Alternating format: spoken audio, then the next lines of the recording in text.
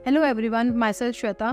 हमने last video में discuss किया था कि फूड लाइसेंस क्या होता है, किन लोगों को फूड लाइसेंस के लिए अप्लाई करना होता है, फूड लाइसेंस के बेनिफिट्स क्या होते हैं एंड आप कौन कौन सी कैटेगरी में लाइसेंस फॉल होता है, ये सब हम जानेंगे इस वीडियो में।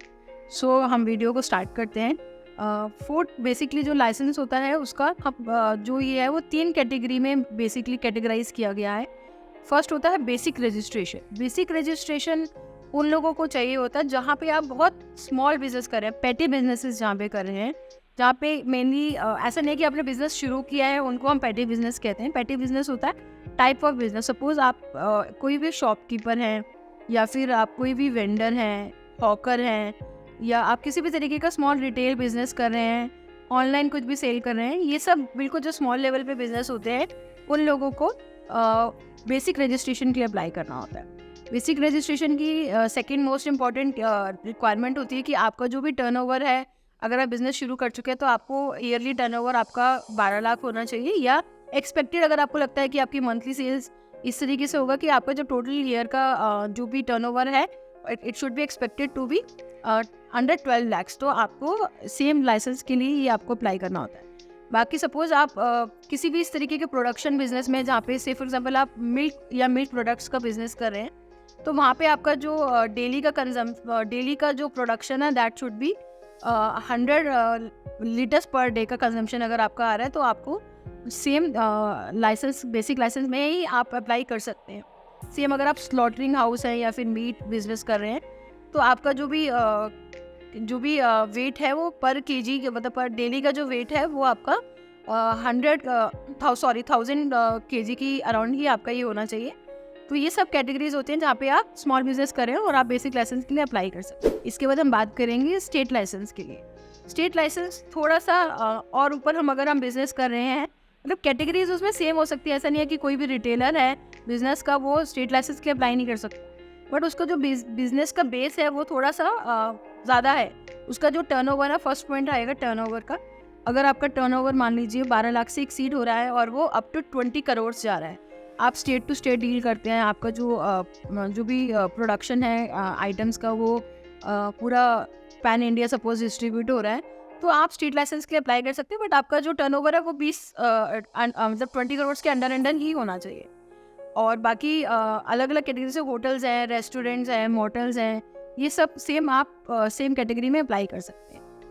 और सेंट्रल कैटेगरी के लिए अगर आप अप्लाई कर रहे हैं, सेंट्रल कैटेगरी उस केस में अप्लाई होती है जब आपका टर्नओवर मोर देन 20 करोड़ से एक्सीड करता है। अगर किसी भी पर्टिकुलर फाइनेंशियल ईयर में अगर आपका टर्नओवर 20 करोड़ से एक्सीड कर रहा है, तो आपको सेंट्रल लाइसेंस के लिए अप्लाई करना है।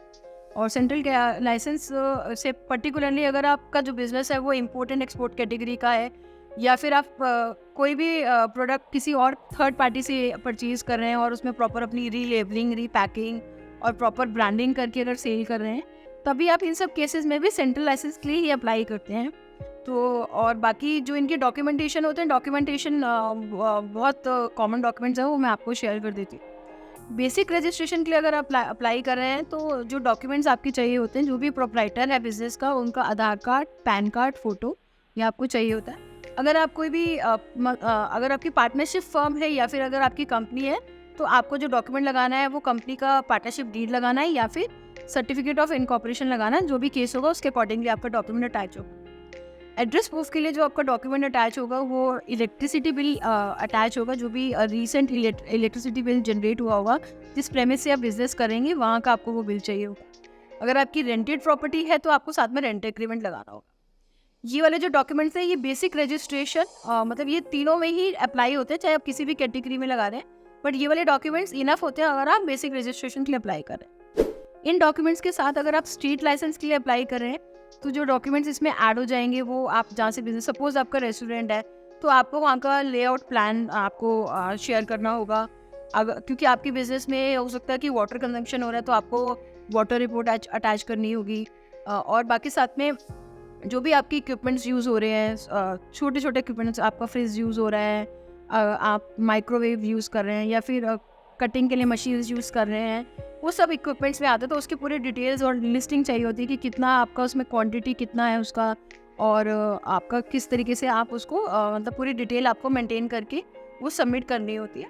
बाकी अगर आपका इसमें अगर मैन्युफैक्चरिंग भी अगर आपका ऐड ऑन हो जाता है तो मैन्युफैक्चरिंग के लिए डिपेंड करता है कि आप बिज़नेस क्या कर रहे हैं, तो उस हिसाब से हो सकता है कि आपका जो वो पर्सन है उसका फूड का उन्होंने डिग्री जो भी ले रखी है उसकी भी कॉपी आपको डिपेंड करता है अपॉन द कैटेगरी आपको वो सबमिट करने पड़े। अगर आप सेंट्रल लाइसेंस के लिए अप्लाई करना चाहते हैं तो जो डॉक्यूमेंट्स हमने बेसिक कैटेगरी में अटैच की थी और स्टेट कैटेगरी में अटैच की थी वो दोनों साथ में अटैच होंगे, और उसके साथ में आपके बिजनेस में जो आपने जीएसटी नंबर अगर ले रखा है तो अगर जीएसटी नंबर है तो आपको साथ में उसका सर्टिफिकेट अटैच करना होगा। इंपोर्ट एक्सपोर्ट कैटेगरी में करेंगे तो इंपोर्ट एक्सपोर्ट कोड आपको उसमें मैंडेटरी है कि आपको उसमें उसकी जो भी सर्टिफिकेट है आपका वो आपको उसमें अटैच करना ही होगा। बाकी रेस्ट ऑफ द डॉक्यूमेंट्स अगर कोई भी और भी रिक्वायरमेंट होते हैं बाय द डिपार्टमेंट तो वो सारे आपको उसमें सबमिट करने होते हैं डिपेंडिंग अपॉन आपका क्या बिजनेस है, क्या आप काम करेंगे। एंड जो फसाई लाइसेंस की वैलिडिटी होती है, अगर आप बेसिक लाइसेंस के लिए अप्लाई कर रहे हैं तो वो 1 to 5 ईयर्स के लिए होता है। अप टू 5 ईयर्स तक के लिए आप बेसिक लाइसेंस अप्लाई कर सकते हैं, एंड सेम उसका रेनुअल भी अप टू 1 to 5 ईयर्स के लिए एप्लीकेबल होता है। स्टेट एंड सेंट्रल कैटेगरी में अभी लास्ट टाइम जब भी जो भी अमेंडमेंट हुए थे उसके बाद आप सिर्फ 1 ईयर के लिए ही अप्लाई कर सकते हैं। 1 ईयर के ही आपका लाइसेंस रेन्यू होगा। अगर पुराना आपका licence 2 year 3 year 4 year 5 years के लिए भी अगर आपने अप्लाई किया था, बट अब उसका रेनुअल जो है वो सिर्फ 1 ईयर के लिए ही होगा। गवर्नमेंट फीस का जो वेरिएशन होता है, बेसिक लाइसेंस में आपकी जो गवर्नमेंट फीस रहती है वो अकॉर्डिंग टू ईयर्स जाती है। 1 ईयर की गवर्नमेंट फीस 100 है, 5 ईयर्स का करेंगे तो 500 जाएगी। स्टेट कैटेगरी में जो आपकी फ़ीस जाती है वो फ्रॉम 2000 to 5000 के बीच में होती है, डिपेंडिंग अपॉन कि आपका क्या उसमें आप टाइप ऑफ बिजनेस ऐड करें, उसकी अकॉर्डिंगली फ़ीस वेरी करेगी। एंड सेंट्रल लाइसेंस के लिए अगर आप अप्लाई करते हैं तो उसकी जो गवर्नमेंट फीस जाती है वो 7500 प्लस 18% GST, जो टोटल होगा अराउंड 8890 रुपीज़ है जो सेंट्रल की गवर्नमेंट फीस जाएगी for 1 year. For more details आपको अगर सेंट्रल लाइसेंस या स्टेट लाइसेंस या कोई भी लाइसेंस के लिए अगर आपको और भी कोई डिटेल्स चाहिए तो आप हमारी टीम से कांटेक्ट कर सकते हैं। आप स्क्रीन पे नंबर्स और मेल आईडीज़ मेंशन, आप प्लीज़ हमें मैसेज कर सकते हैं। Thank you so much for today.